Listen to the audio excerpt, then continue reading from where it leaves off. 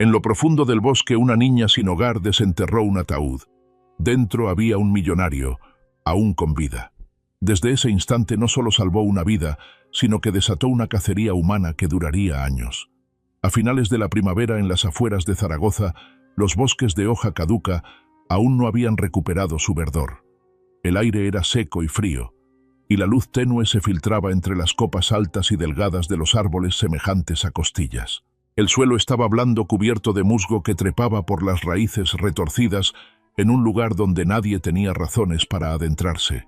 Isabel García, de 12 años, con el cabello enmarañado y las mangas desgarradas, empujaba un viejo carrito de supermercado oxidado. Bajo una lona de plástico raída, llevaba todas sus posesiones: una botella de agua reutilizada, un trozo de tela vaquera envolviendo herramientas para recolectar chatarra, un impermeable desgastado que usaba como manta y un oso de peluche con un ojo perdido, el único recuerdo que conservaba del orfanato. Dentro del carrito había algunas latas de aluminio abolladas, carcasas de ordenadores viejos y trozos de cable de cobre. Cada día era una lucha por sobrevivir, enfrentándose al hambre, al frío y al olvido. Isabel apresuraba el paso intentando regresar a su refugio tras una jornada de búsqueda. En el carrito llevaba algunos fragmentos de metal oxidado y un frasco de vidrio roto por la mitad, tesoros modestos en medio de aquel paisaje desolado. El viento comenzaba a soplar con fuerza, colándose por los agujeros de su ropa y haciéndola estremecer. Estaba a punto de dar otro paso cuando se detuvo en seco. Una sensación extraña la invadió, como si la tierra bajo sus pies hubiera cambiado. Se agachó frunciendo el ceño con desconfianza y acercó el oído al suelo seco. Toc, toc, un sonido débil pero claro. No era el viento ni piedras rodando. Era metal y provenía de debajo de la tierra. Nadie le había enseñado a confiar en su intuición, pero Isabel lo hacía. Con las manos desnudas comenzó a cavar. Removió capas de tierra blanda, raíces y musgo. Sus uñas se rompieron mezclando sangre con barro. Apareció una tapa de madera con bisagras oxidadas y una rejilla de ventilación de aluminio. Al abrirla, una ráfaga de aire húmedo y sofocante emergió del interior. El ambiente era denso, impregnado de moho, del olor de un cuerpo confinado demasiado tiempo y de una desesperación que se había descompuesto en capas espesas. Isabel retrocedió un paso paralizada. Su rostro palideció, los ojos abiertos de par en par fijos en lo que yacía dentro. Todo su cuerpo se tensó, no por miedo, sino por una sensación más aterradora, un horror absoluto. Su garganta se cerró. El corazón latía descontrolado, pero no podía respirar, gritar ni huir. Permanecía allí, pequeña y temblorosa entre el hedor infernal y una imagen que destrozaba cualquier noción de seguridad que hubiera tenido. Dentro del compartimento había un hombre. Sus ojos entreabiertos, la mirada perdida, las manos atadas frente al abdomen con cuerda de nylon. Vestía un traje gris claro, arrugado, con el cuello manchado de sangre seca. Sus labios agrietados, la piel pálida como la cera. Pero aún respiraba. Isabel retrocedió instintivamente. El olor del compartimento le irritaba los ojos. Pero entonces, la mirada del hombre, no la de alguien moribundo, sino la de alguien a quien le habían arrebatado la vida, la hizo quedarse. «Agua», susurró el hombre con una voz apenas audible. Isabel sacó una botella de agua sucia del carrito y la acercó a sus labios. Él bebió a sorbos como si no hubiera probado líquido en días. Su mano temblorosa tocó la muñeca de la niña. Por primera vez, sus ojos mostraron emoción. «No sé quién es usted, pero si sigue vivo, no permitiré que muera aquí», dijo Isabel con una voz suave como la lluvia. Lo ayudó a salir del compartimento colocándolo sobre su impermeable desgastado. La luz que se filtraba entre las hojas no era intensa, pero el ambiente parecía arder. Una niña sin hogar acababa de salvar a un hombre que alguna vez fue el más poderoso del pueblo sin saberlo. Nadie sabía que en ese instante, en el borde de un bosque silencioso y bajo una capa de musgo, una niña sin hogar no solo había salvado una vida, sino que también había tocado sin saberlo la arteria robada de su propia historia. Ese fue el inicio de un viaje marcado por la sangre, las lágrimas y la verdad, un viaje que toda España acabaría escuchando. Isabel no sabía que ese pequeño acto, una botella de agua, una mirada, una palabra, no solo reviviría al hombre, sino que desencadenaría una serie de eventos que ni siquiera ella podía imaginar. No sabía cuánto tiempo había pasado junto al desconocido. Solo sabía que con cada minuto su respiración se hacía más lenta, pero nunca se detenía. No preguntó por qué estaba allí, ni si merecía ser salvado. En el mundo de los olvidados lo único que importaba era quién seguía vivo. El bosque de Zaragoza estaba sumido en un silencio abrumador. Isabel encendió una rama seca calentando las manos del hombre y envolviendo sus piernas delgadas con el impermeable. A la luz titilante del fuego vio algo en él que no podía nombrar, como si entre ellos existiera una grieta invisible que alguna vez compartieron. Él no dijo nada más. Solo cerró los ojos, respirando con dificultad. Y entonces, entre el susurro del viento y el crujir de las hojas secas, un sonido áspero emergió de su garganta, una tos. Pequeña pero suficiente para que Isabel se acercara de nuevo. No sabía que al abrir los ojos nuevamente, ya no sería la mirada de una víctima, sino la de alguien que llevaba consigo recuerdos que le habían sido arrebatados. Enrique Calderón, el millonario que se creía muerto, estaba a punto de recordarlo todo. Y la historia apenas comenzaba. Un leve acceso de tos escapó de la garganta del hombre. Enrique intentó incorporarse, pero su cabeza parecía a punto de estallar. La luz del día le hería los ojos como si hubiese vivido en la oscuridad durante años. Isabel le cubrió con su chaqueta raída. Él la miró por primera vez con atención. Había algo extraño en su mirada, pues no estaba acostumbrado a ver a personas como Isabel, no en un mundo donde todo giraba en torno a contratos, reuniones y dinero. Y en ese instante, sus ojos ya no eran los de alguien que suplicaba ayuda, sino los de un hombre que alguna vez estuvo en la cima, y ahora luchaba por aferrarse a la poca humanidad que le quedaba. «¿Cómo te llamas?», preguntó con voz temblorosa pero profunda. «Isabel, solo Isabel». Él asintió con suavidad, como memorizando ese nombre, el único que no le había dado la espalda cuando ni siquiera sabía si estaba vivo o muerto. Isabel se sentó a su lado sin ocultar su curiosidad. «¿Y usted? ¿Quién es? ¿Por qué estaba enterrado ahí abajo?» Enrique guardó silencio unos segundos. El viento soplaba entre los árboles alborotando su cabello gris. Luego respondió despacio, pero con firmeza. «Soy Enrique Calderón». Isabel se estremeció. El nombre le sonaba vagamente familiar, pero no se atrevía a asegurarlo. Enrique esbozó una sonrisa débil, casi polvorienta. «Alguna vez fui uno de los hombres más influyentes en el sector inmobiliario del sur del país. Millonario. Filántropo. Los medios me llamaban el que construía casas para los pobres, mientras edificaba un imperio para sí mismo. Pero yo evitaba los focos, incluso los elogios, y tal vez por eso les resultó tan fácil borrarme del mundo».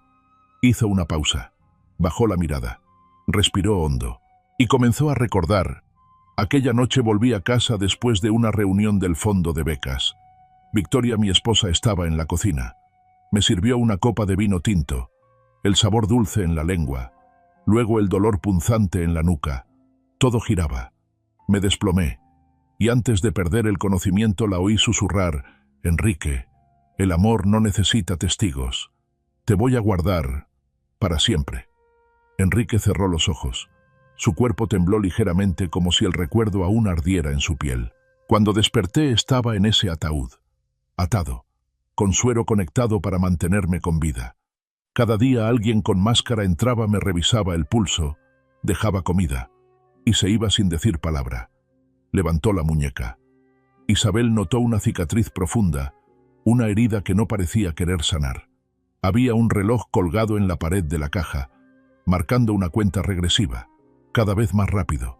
No contaba el tiempo, contaba cuánto me quedaba de vida. Isabel tragó saliva conteniendo el nudo que se formaba en su garganta.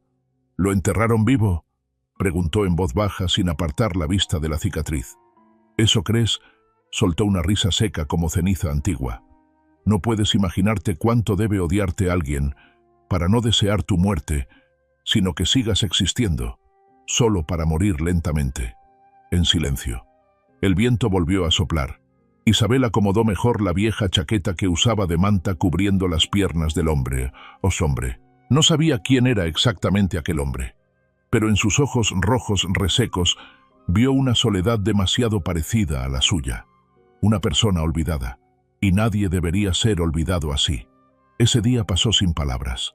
Pero desde ese momento el viaje de Enrique Calderón para recuperar su verdad y el destino robado de Isabel García había comenzado a cambiar.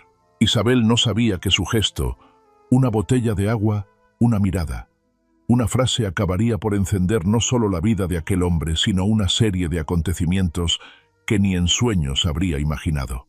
Cuando cayó la noche sobre el bosque de Zaragoza, una nueva travesía comenzó, una de supervivencia, de memoria desenterrada y de justicia por cobrar. Al atardecer, el bosque de Harrison exhalaba su característico aliento húmedo del sur de Estados Unidos, un aroma a tierra mojada, hojas en descomposición y a lo lejos el rumor de camiones en la autopista que cruzaba el pueblo.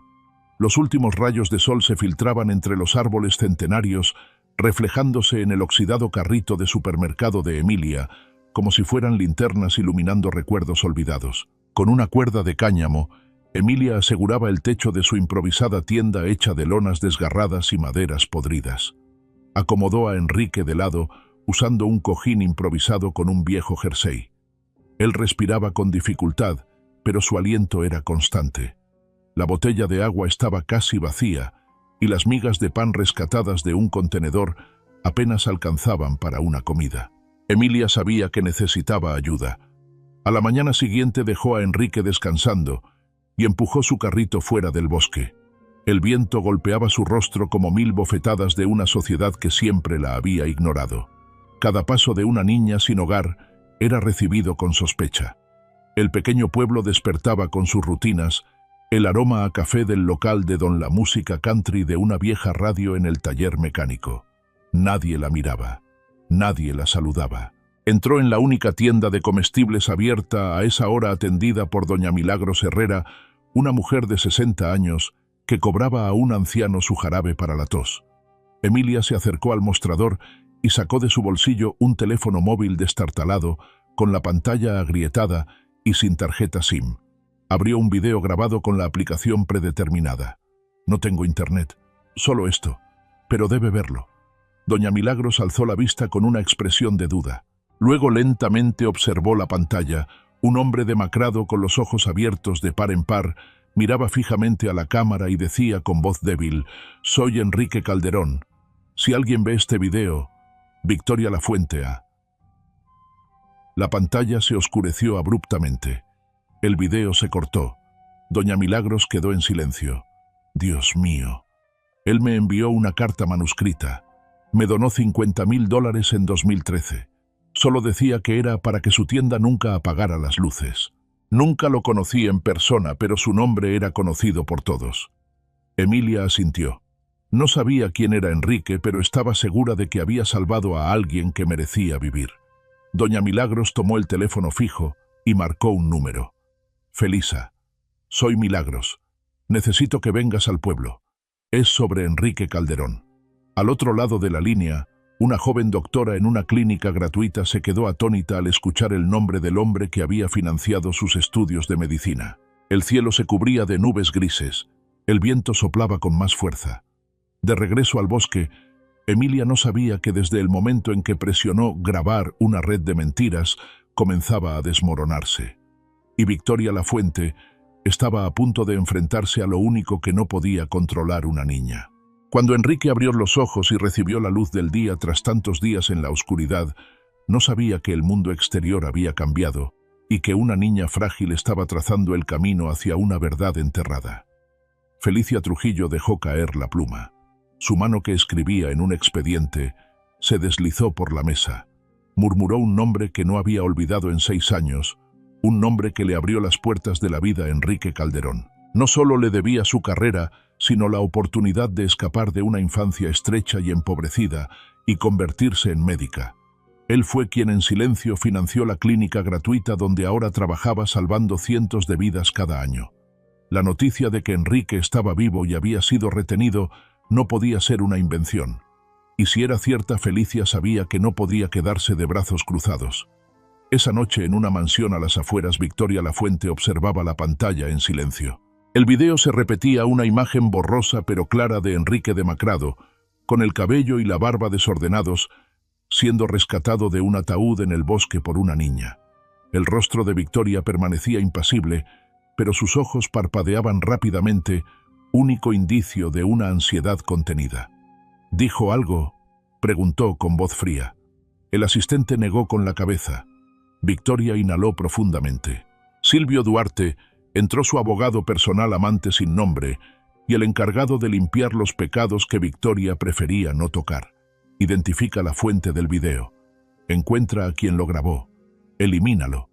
Y esta vez lo miró fijamente. No dejes que sobreviva.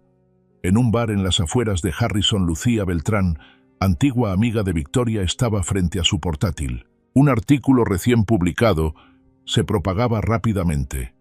Enrique Calderón, filántropo o lobo con piel de cordero. Lucía sorbió su copa de vino esbozando una sonrisa sarcástica. Había solicitado fondos a la fundación de Enrique y fue rechazada por falsificar documentos. Desde entonces, lo detestaba con una mezcla de resentimiento y orgullo herido. Me rechazaste bien. Veamos quién te cree después de hoy. En un ático de la ciudad, Julián Blanco, fotógrafo de celebridades, revisaba un viejo disco duro. Abrió una carpeta etiquetada Calderón. Hace 6 años. Recordaba haber visto a Enrique cerca del bosque de Harrison con un aspecto alterado. Días después, sufrió un accidente automovilístico sin explicación ni pruebas. Su mano se tensó sobre el ratón cuando el teléfono vibró. Número desconocido. Una voz grave le advirtió: si aún tienes esas fotos, entrégalas, o perderás más que tu reputación. Un escalofrío recorrió la espalda de Julián. Por primera vez en años, sintió que lo estaban cazando. A la mañana siguiente, en el bosque de Harrison, Emilia García ajustaba el viejo impermeable sobre Enrique. Él dormía tras una noche de fiebre, mientras ella, incapaz de conciliar el sueño, sentía una presencia acechante entre los árboles. Su instinto le decía que el tiempo se agotaba. Decidió actuar. Emilia corrió hacia el pueblo, atravesando el camino de tierra hasta la antigua comisaría. Al entrar, encontró a un hombre de mediana edad con los pies sobre el escritorio, absorto en la televisión, el agente Carlos Barrera. Señor, hay un hombre enterrado vivo en el bosque. Lo saqué de un ataúd. Está vivo. Se llama Enrique. Enrique Calderón. Carlos bajó los pies y la observó de arriba abajo. Ropa sucia, rostro manchado. Una niña sin hogar, sin documentos ni acompañantes. ¿Tienes alguna identificación? Emilia negó con la cabeza. ¿Algún adulto contigo? Otra negativa. Carlos se encogió de hombros. Podría estar desorientado. O tal vez lo imaginaste. Hay muchos excursionistas en el bosque. No vi la vía intravenosa, el ataúd. Como un féretro. Carlos levantó la mano interrumpiéndola. Había escuchado suficiente. Vete, niña. No molestes. Emilia se quedó inmóvil. Nadie la creía. Nadie escuchaba. Se dio la vuelta y se marchó. No lloró, pero algo dentro de ella se quebró. 2 días después, en el mismo escritorio, Carlos apagó la televisión al ver un titular en la pantalla. Regreso o engaño. Enrique Calderón, el hombre dado por muerto, reaparece inesperadamente. Su rostro palideció. Emilia no sabía dónde te encontrarías al escuchar esta historia. En un coche, en una habitación estrecha, o acurrucado bajo una manta esperando un desenlace para tu propia vida. Si alguna vez te has sentido pequeño, olvidado, quizás entiendas por qué una niña de 12 años no pudo dar la espalda a un desconocido en el bosque. Al amanecer, la tenue luz se filtraba a través del bosque de Harrison, tiñendo la niebla con tonos plateados. Emilia sabía que no podían quedarse, no después de la noche anterior. Recogió silenciosamente sus pertenencias, el impermeable, el oso de peluche, la última botella de agua. Enrique aún dormía. Lo colocó en el carrito del supermercado, cubriéndolo con una tela de malla. Había pensado que viviría para siempre en el bosque, pero ahora debía encontrar un nuevo refugio. No eligió la tienda de Doña Milagros. Era demasiado predecible. Optó por un almacén abandonado detrás de una antigua peluquería en la esquina de la calle 9. La puerta de madera estaba dañada, pero aún resistía. Dentro hacía frío, y estaba húmedo, pero había electricidad. Extendió el impermeable como colchón y cubrió a Enrique con un suéter viejo. Él despertó bajo la luz amarillenta de una bombilla rota en el techo. ¿Dónde estamos?, preguntó débilmente Enrique. Un lugar seguro. Al menos por hoy, respondió Emilia. Compartieron el último trozo de pan y ella limpió una herida infectada en su brazo. Enrique apretó los dientes por el dolor.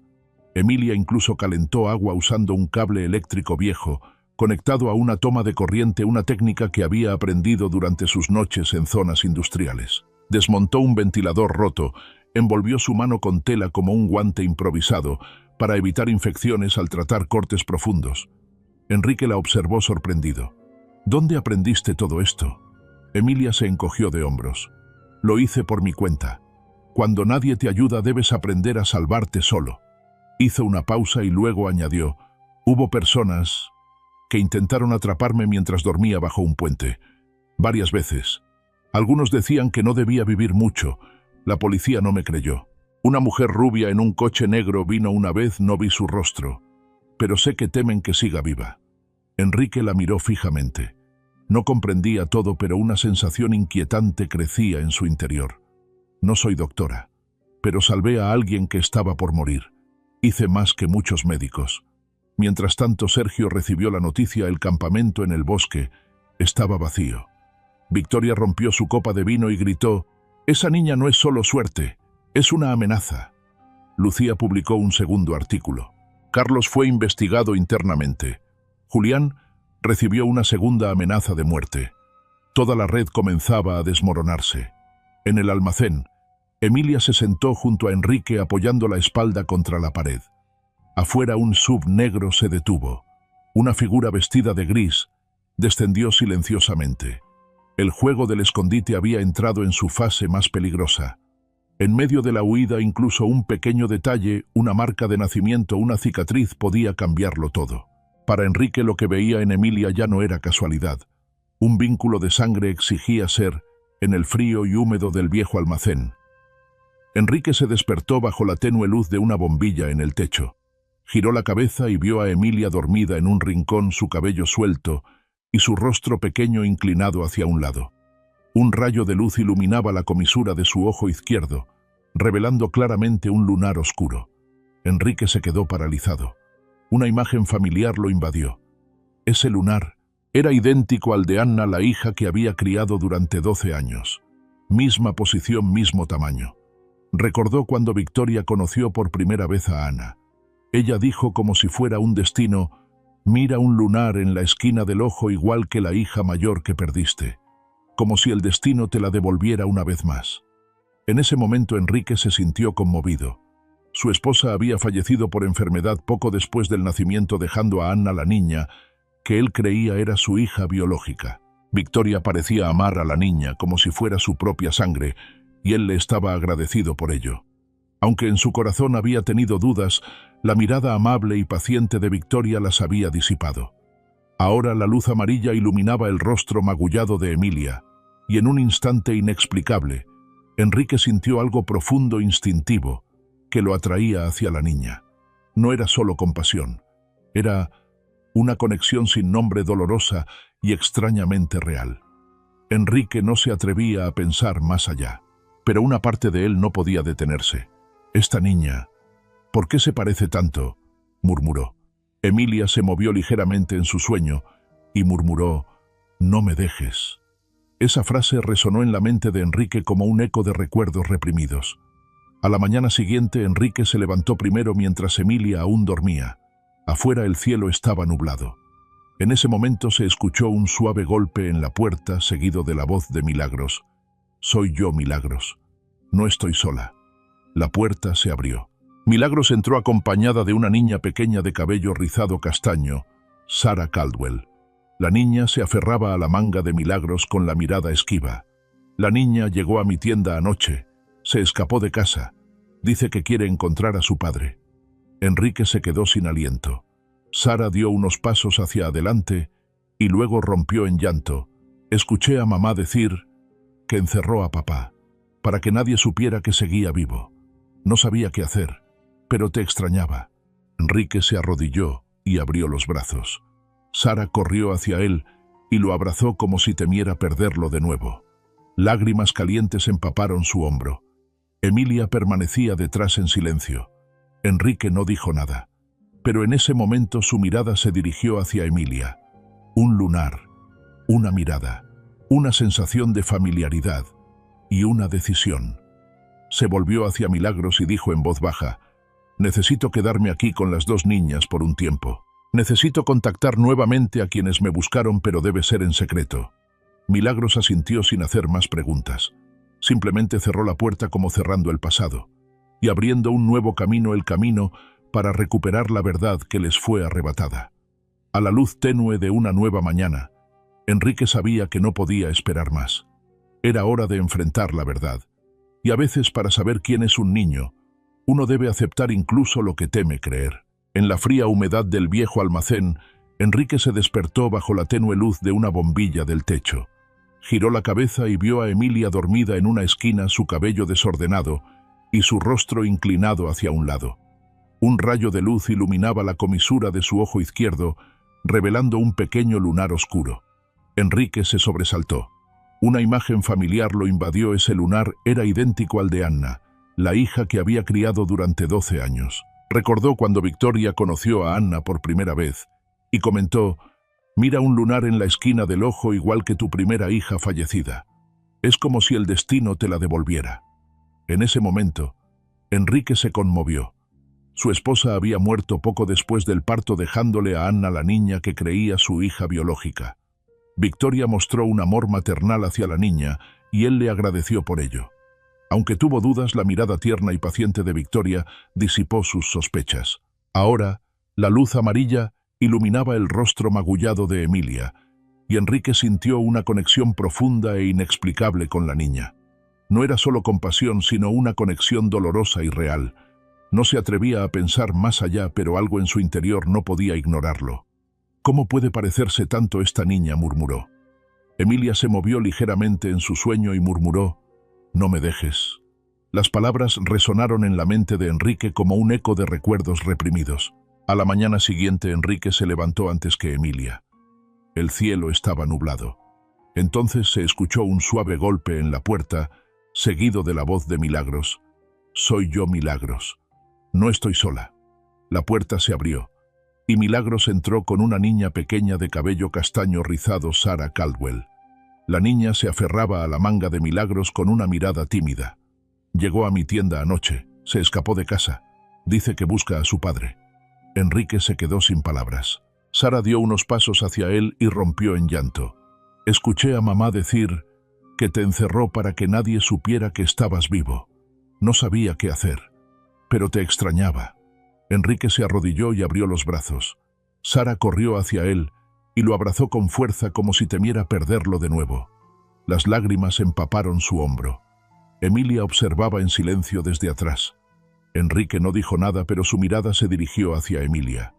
Un lunar, una mirada, una sensación de familiaridad y una decisión. Se volvió hacia Milagros y dijo en voz baja: «Necesito un teléfono.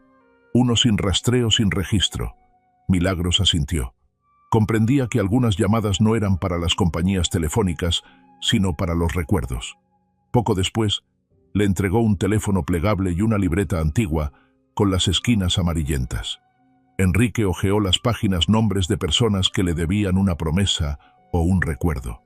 En la tercera página se detuvo en un nombre: Luis Ortega, detective privado, Condado de Boone. Marcó el número. El tono de llamada resonó en el silencio. Enrique apretó el puño y cerró los ojos. Respiró hondo, como si no solo llamara a una persona, sino a su propio pasado. «Ortega al habla. Soy yo, Enrique Caldwell». Al otro lado de la línea hubo un silencio. Se oyó el ruido de una silla cayendo y un vaso rompiéndose.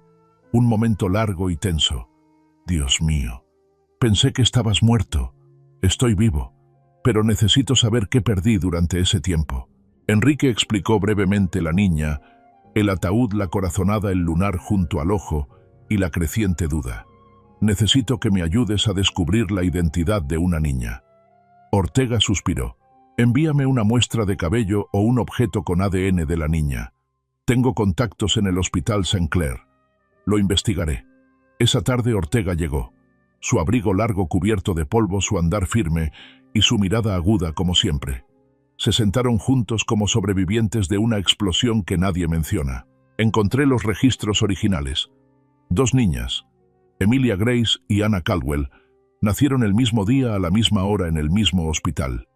Y hay algo que te estremecerá: el nombre de la madre en el expediente de Emilia fue modificado a mano. El de Anna tiene un código de verificación, pero carece de una muestra de sangre coincidente con los padres. Enrique se quedó en silencio. Su taza de té temblaba en sus manos. Ortega sacó una bolsa con un documento original. Alguien intentó borrar las huellas, pero lo hizo demasiado bien. Solo alguien con control total del sistema hospitalario podría hacerlo. Un nombre surgió en la mente de ambos: Victoria Langford Caldwell. Emilia cerca no escuchaba claramente, pero algo la impulsó hacia Enrique. Se acercó aún con su oso de peluche en la mano. Antes de que Ortega se fuera, Enrique se acercó a Emilia, que dormía junto a la pared. Se arrodilló y con manos temblorosas acarició suavemente su cabello enmarañado. Con sumo cuidado extrajo un cabello de su abrigo viejo, lo envolvió en un pañuelo limpio y lo colocó en un pequeño sobre. No me odies por esto. Si el resultado revela algo que nunca has oído, al menos sabrás quién eres, susurró, temiendo despertarla. Enrique se levantó sosteniendo el sobre como si contuviera una parte de su corazón. Estoy bien. Si necesitas saber quién soy. Enrique alzó la vista. Sus ojos se encontraron con los de la niña. Un silencio más profundo que cualquier grito llenó el espacio. No necesitas demostrar nada, pero esta vez necesito conocer la verdad. Ortega los observó y se levantó lentamente. Realizaré la prueba, pero tomará algunos días. Mientras tanto, prepárate. Si esto es cierto, Victoria no se quedará callada. Enrique asintió sin vacilar. En sus ojos brillaba la determinación de un padre que ha sido despojado de su vida y está dispuesto a recuperarla. Esta vez, no permitiré que me arrebaten nada más. La verdad comenzaba a salir a la luz. Nadie podía seguir en silencio. Los manipuladores estaban quedando expuestos. Y Emilia, la niña que antes no tenía nombre, ahora era el centro de la tormenta de justicia. 2 días después de que se confirmaran los resultados de ADN, la noticia del regreso de Enrique Caldwell inundó los titulares de los periódicos locales y los canales de televisión regionales. Las emisoras de radio de Arkansas se vieron desbordadas por llamadas de ciudadanos. Algunos expresaban su apoyo, otros su curiosidad y muchos su indignación ante las mentiras de quienes antes eran admirados. Antes de la conferencia de prensa, Enrique solicitó la ayuda de un viejo amigo, un exeditor de televisión, para organizar el evento en el centro de medios de la ciudad. Esa mañana Enrique se presentó ante cientos de cámaras, ajustó su cuello de camisa y con una mirada firme y sin titubeos declaró: «Soy Enrique Caldwell, y nunca estuve muerto. Fui encarcelado, traicionado y enterrado vivo en el imperio que yo mismo construí. Hoy estoy aquí para afirmar que la verdad no puede ser enterrada para siempre. Y llegaré hasta el final para investigar y enjuiciar a quienes conspiraron para robar mi identidad, mis bienes y a mi hija». La sala quedó en silencio. Solo se escuchaba el clic de las cámaras marcando el latido del regreso de la justicia. En la residencia Caldwell, agentes federales y policías estatales irrumpieron al amanecer. Victoria Langford Caldwell fue esposada en su dormitorio.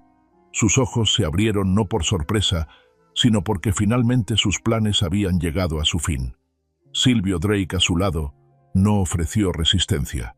Cuando se le interrogó, simplemente dijo: «Confesaré todo. A cambio quiero una reducción de pena». Llevó a la policía a 2 discos duros ocultos tras un cuadro que contenían grabaciones de reuniones secretas, transferencias de dinero y videos que demostraban que Victoria fue la autora intelectual del encierro de Enrique. Daniel Voss, jefe de comunicaciones del grupo Caldwell, esperaba en la sede del FBI. Con la cabeza gacha entregó documentos internos y dijo: «Sé que me equivoqué, pero no puedo permitir que una niña inocente sea silenciada por este encubrimiento». Lucía Belle, antigua líder de grupos sociales de élite en Arkansas, fue expulsada de todas las asociaciones en 24 horas. Los principales periódicos cesaron su colaboración con ella y fue bloqueada en todas las redes sociales. Por difamar a inocentes y promover noticias falsas, Lucía Belle Ya no representa los valores humanitarios que esta comunidad defiende. Lucía leyó el comunicado en silencio. Gritó y destrozó su portátil, pero ya era demasiado tarde. En el Tribunal de Primera Instancia de Arkansas se convocó una audiencia urgente. Además de los testigos y pruebas del FBI, una figura inesperada subió al estrado. La Dra. Felisa Tran, médica comunitaria beneficiaria de una beca de Enrique y supervisora directa de la comparación de ADN.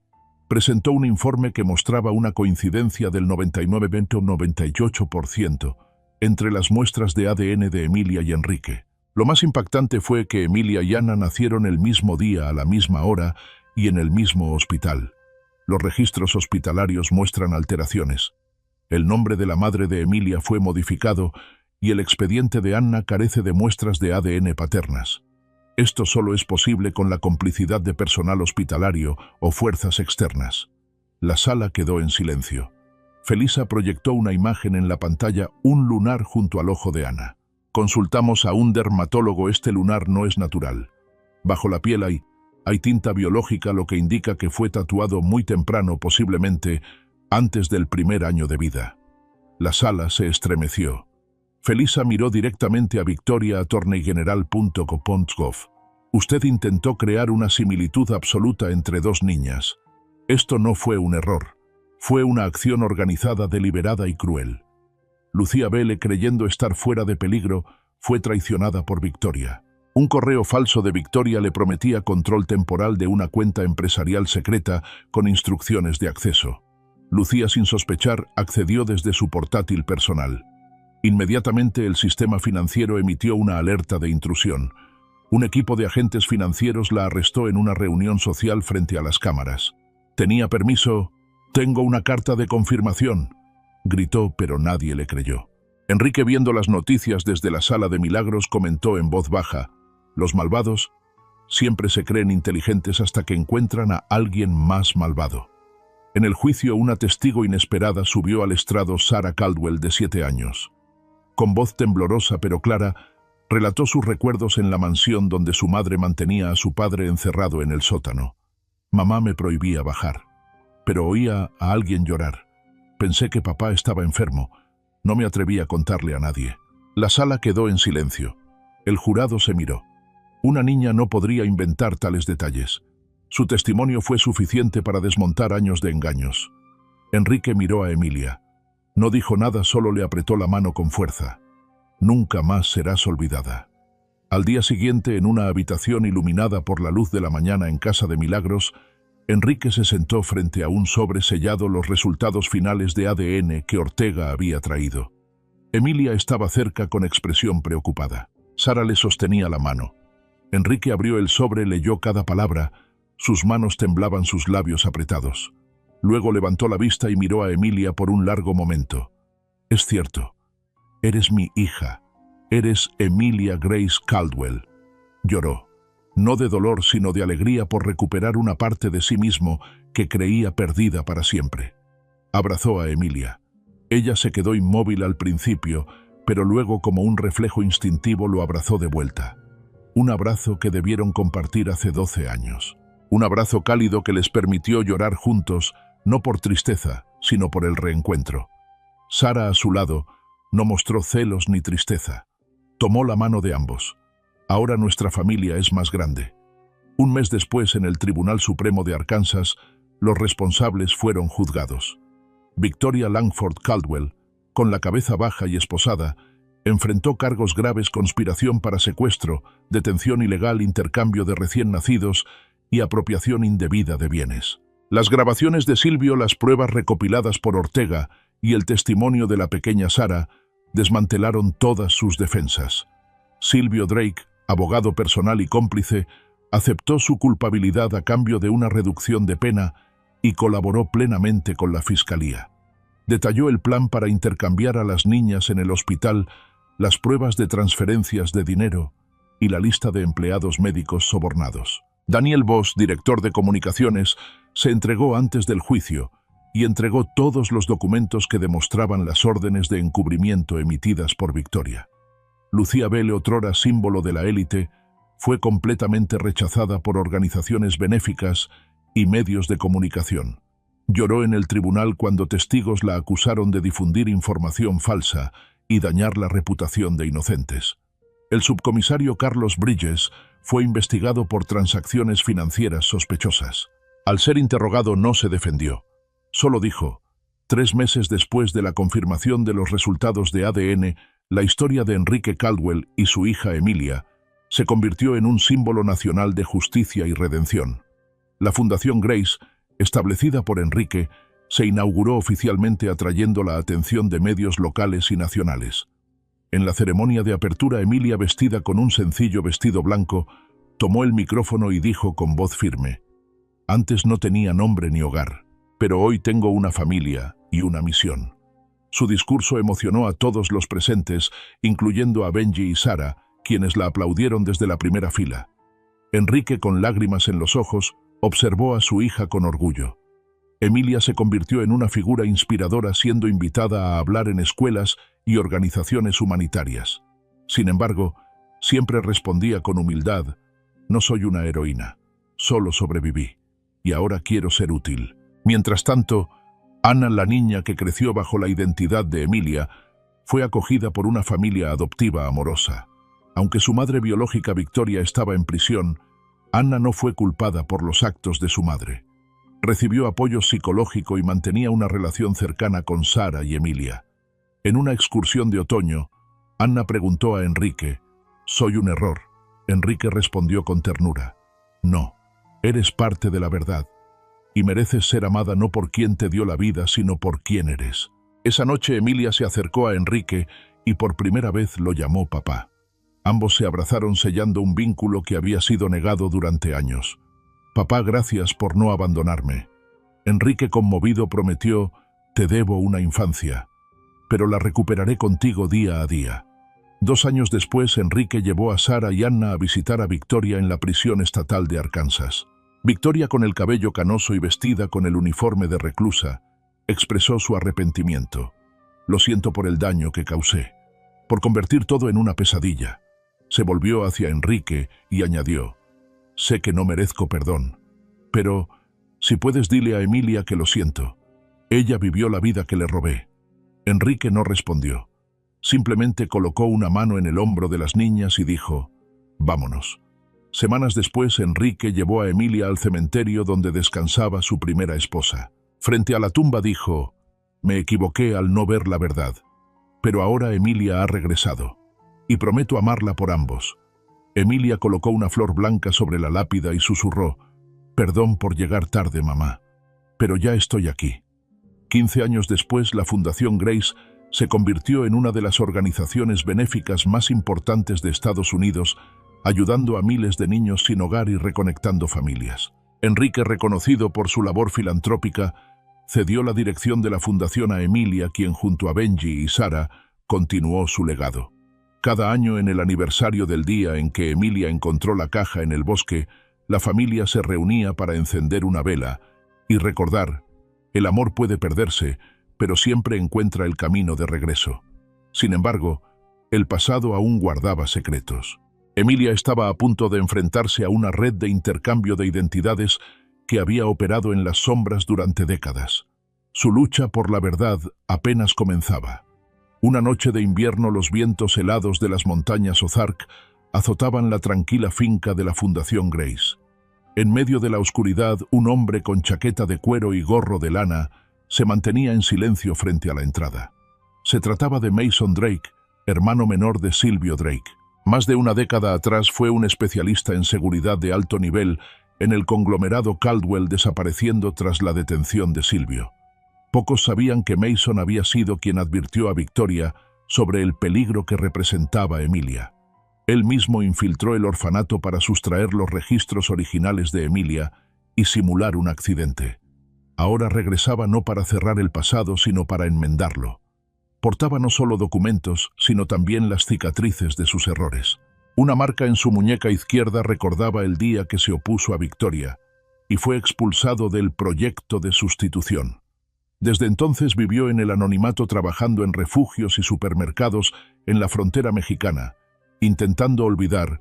Mientras tanto, Emilia revisaba archivos en su oficina enfocada en la campaña Recuperar Identidades, destinada a ayudar a niños perdidos o intercambiados a encontrar sus raíces. Ignoraba que tras la puerta alguien traía consigo la última pieza del rompecabezas de su historia. Benji, al monitorear las cámaras de seguridad, detectó la presencia de Mason. En lugar de alertar a la policía, decidió confrontarlo y llevarlo a la sala de reuniones, manteniéndolo bajo vigilancia. Mason, con voz temblorosa, expresó: «No busco redención. Solo quiero asegurarme de que esto no vuelva a suceder». Sacó una copia manuscrita del diario de la enfermera Rosemary, quien cuidó de Emilia y Anna en su infancia. Además, presentó grabaciones de conversaciones entre Silvio Victoria y altos cargos del hospital privado en Little Rock. En una de ellas, la voz de Victoria ordenaba: «Procedan según lo planeado. La niña con el lunar será Anna. La otra será borrada». Al enterarse, Enrique convocó a Ortega Felisa y un equipo legal para verificar los documentos y enviarlos al FBI. Una de las cintas revelaba la implicación de Leonard Gresham, entonces presidente del Consejo del Hospital, en el encubrimiento. La confesión de Mason sacudió a los medios. Se denominó como el mayor caso de intercambio de bebés en la historia de Arkansas. Numerosos padres cuyos hijos nacieron en el mismo periodo que Emilia contactaron a la Fundación Grace para realizar pruebas de ADN. Emilia y su equipo lanzaron la campaña Emilia en honor a su propia historia. Recolectaron muestras genéticas, reconstruyeron planos del antiguo hospital y revisaron expedientes alterados. En 6 meses, 18 niños fueron reunidos con sus verdaderas familias. Uno de ellos, criado en una organización benéfica fachada, nunca conoció a su madre biológica. Emilia acompañó al niño a la casa de Lorraine Jameson, una mujer de casi 60 años que conservaba la foto de su hijo desaparecido desde 2011. Al abrir la puerta y ver al niño, Lorraine rompió en llanto y lo abrazó diciendo: «No necesito pruebas, sé que eres tú». Tras esta emotiva reunión, medios internacionales se interesaron. Una emisora británica invitó a Emilia a un programa en vivo. Cuando le preguntaron qué diría a quienes creen que un niño de la calle no puede cambiar el mundo, respondió: «A veces para cambiar el mundo basta con que alguien se niegue a ignorar la verdad». Al cerrar el último expediente, Emilia ya no era la niña sin nombre. Se había convertido en un símbolo, la voz que resonaba por aquellos que nunca fueron escuchados. Dentro de la Fundación Grace, Emilia colgó un gran cartel de madera con la inscripción: «Cada expediente es una persona real. Nunca lo olvides». Sin embargo, a medida que se resolvían más casos, una inquietud creciente la invadía. ¿Cuántos niños seguían siendo víctimas de intercambios de identidad? ¿Cuántos perpetradores como Victoria aún permanecían ocultos? Una noche Emilia despertó de un sueño en el que regresaba al orfanato, recorriendo filas de camas vacías, nombres torcidos en etiquetas y expedientes parcialmente quemados. Al despertar, decidió establecer una unidad de investigación independiente, colaborando con la Policía Federal y centros de análisis civil en todo el país. Enrique, preocupado, le advirtió: «Hija, no puedes salvar al mundo sola». Emilia le respondió con determinación: «Lo sé, pero si no lo hago, otro niño podría ser enterrado en el bosque sin que nadie lo note». La Fundación Grace expandió sus operaciones a Missouri, Oklahoma y Luisiana. En cada nueva sede, al menos un niño rescatado por Emilia regresó como voluntario. Algunos de estos niños, que habían sufrido profundamente por la pérdida de su identidad, ahora compartían sus historias de supervivencia ante audiencias, inspirando a otros.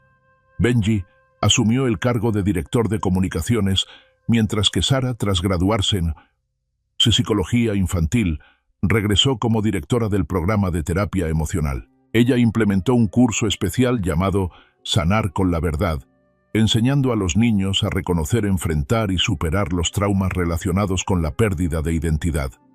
Emilia, manteniendo su oficina sencilla, comenzó a recibir invitaciones para hablar en universidades. Sin embargo, reservaba un día a la semana para leer cartas de niños que buscaban ayuda. Una de ellas la conmovió profundamente. «Me llamo Lily. No sé quiénes son mis padres. Pero si existe alguien como tú, Emilia, esperaré.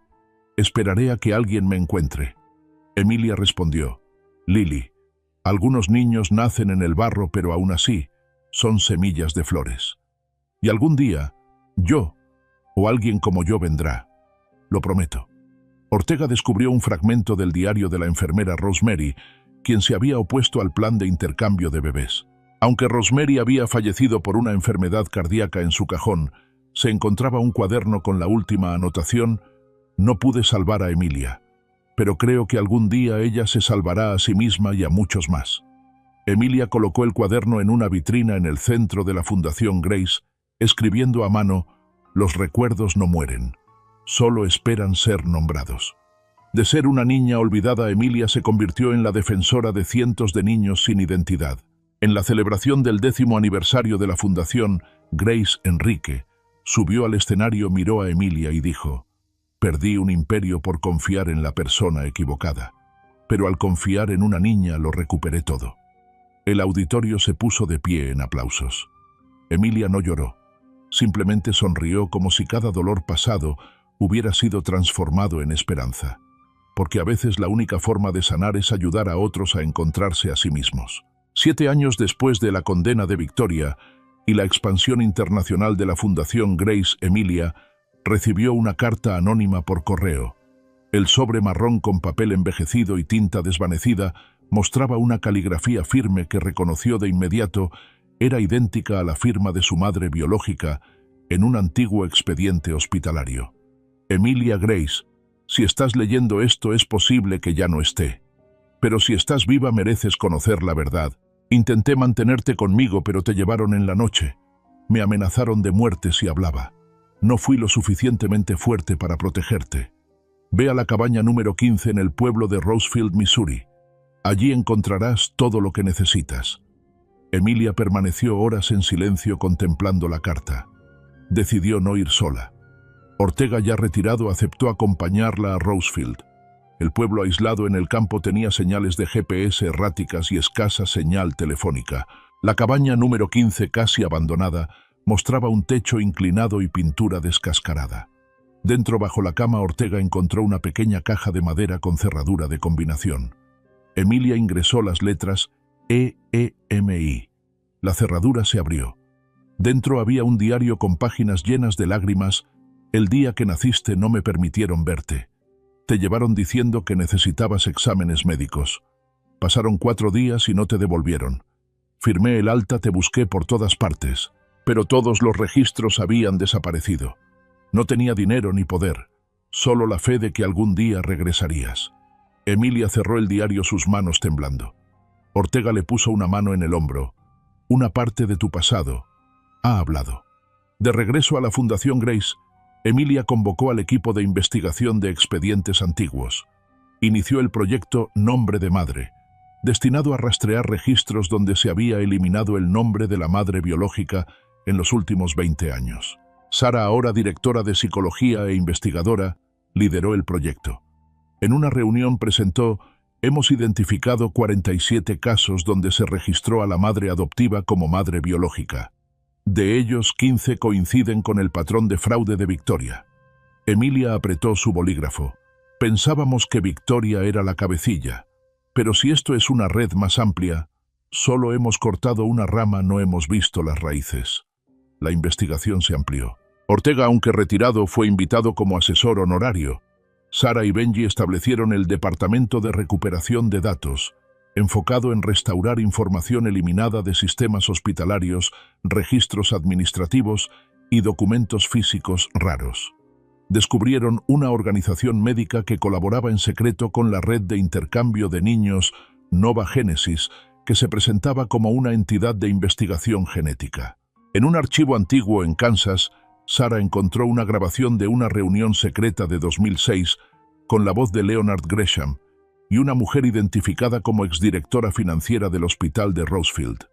La mujer susurraba: mientras no lo sepan, podemos convertir a un niño en quien queramos, siempre que coincidan las marcas de nacimiento y los expedientes.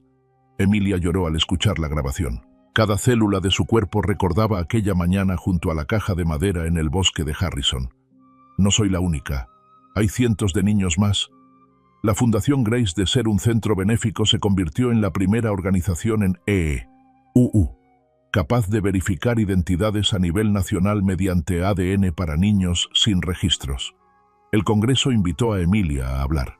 En su discurso dijo: necesitamos leyes para detener redes como Nova Genesis, pero más importante aún, debemos recordar que un niño sin nombre ni documentos aún tiene derecho a vivir su verdad.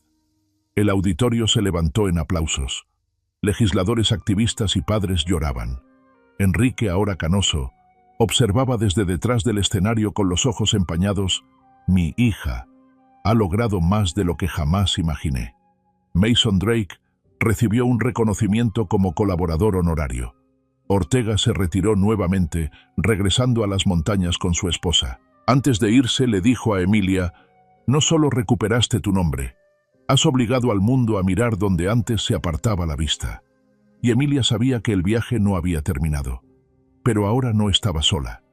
2 años después de la disolución de Nova Genesis y la aprobación de la Ley de Protección de Identidad Infantil por el Congreso de los Estados Unidos, Emilia se encontraba frente a un edificio recién construido en las afueras de Washington, D.C. Este edificio albergaba la sede oficial de la Red Grace Alliance, fundada a partir del núcleo de la Fundación Grace. La construcción fue posible gracias a las donaciones voluntarias de más de 1,7 millones de personas que Emilia y su organización habían ayudado. Cada persona contribuyó con un ladrillo, una nota de agradecimiento o simplemente una carta escrita a mano. Esa noche Emilia organizó un encuentro sin presencia de medios ni luces de escenario. Solo estaban presentes aquellos que alguna vez fueron expedientes olvidados y que ahora eran activistas, médicos, maestros y abogados, todos reunidos a su alrededor. Fue una reunión íntima donde cada uno compartió su historia y todos habían experimentado una etapa de sus vidas sin nombre. Enrique, ya debilitado y en silla de ruedas, asistió al evento. Permaneció en silencio durante toda la reunión hasta que al final Emilia se acercó y colocó su mano sobre su hombro. Él la miró y dijo suavemente: pensé que había construido un imperio, pero tú has creado un mundo digno de vivir. Emilia inclinó la cabeza y tomó su mano. Solo estoy tratando de devolver los nombres que fueron robados. Esa noche Emilia regresó a su antigua habitación en la granja Grace, el lugar donde todo comenzó. Abrió un cajón y sacó el oso de peluche de un solo ojo de su infancia. Lo colocó sobre su escritorio junto a una fotografía en blanco y negro de ella y Enrique abrazados durante la inauguración de la primera sede. Poco después, Sara y Benji entraron en la habitación. Se sentaron en silencio mirando hacia el campo oscuro donde la única luz provenía de una pequeña lámpara colgada junto a la puerta encendida toda la noche, como una promesa de que nadie se perdería. ¿Crees que hemos llegado tan lejos como podíamos?, preguntó Benji. Emilia sonrió y negó con la cabeza. No, pero ahora ya no estoy sola en este camino.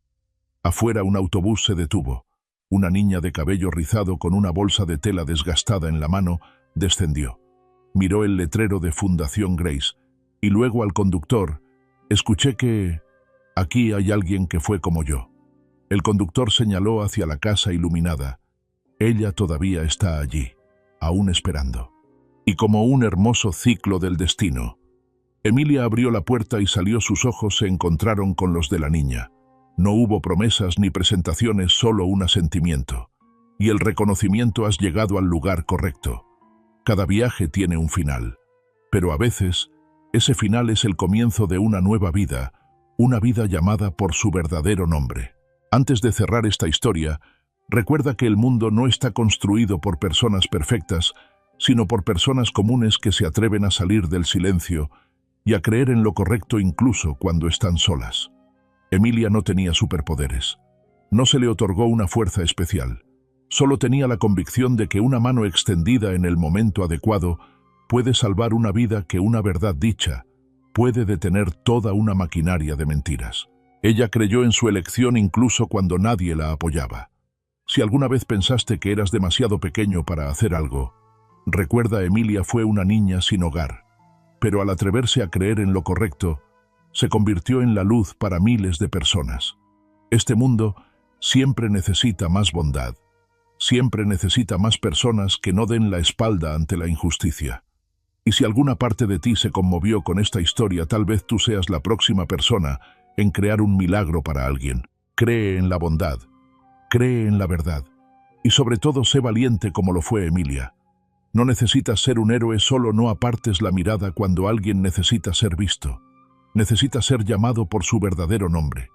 Necesita ser amado como el ser humano valioso que es. Si una historia puede cambiar nuestra perspectiva sobre la vida, la justicia y el amor, entonces esta es esa historia. Y Emilia Grace Caldwell, una niña que alguna vez fue olvidada, ha demostrado que aquellos que se atreven a nombrar la verdad nunca serán olvidados. Gracias por acompañar a Emilia hasta el final de su viaje. Y antes de que te vayas de esta historia, solo quiero decirte, espero que siempre tengas buena salud tanto física como mental. Espero que disfrutes de comidas reconfortantes, que duermas profundamente y que sepas que mereces ser amado incluso en los días en que sientas que nadie te presta atención. Si hoy nadie te ha dicho esto, permíteme ser quien lo haga. Eres importante. Tienes valor.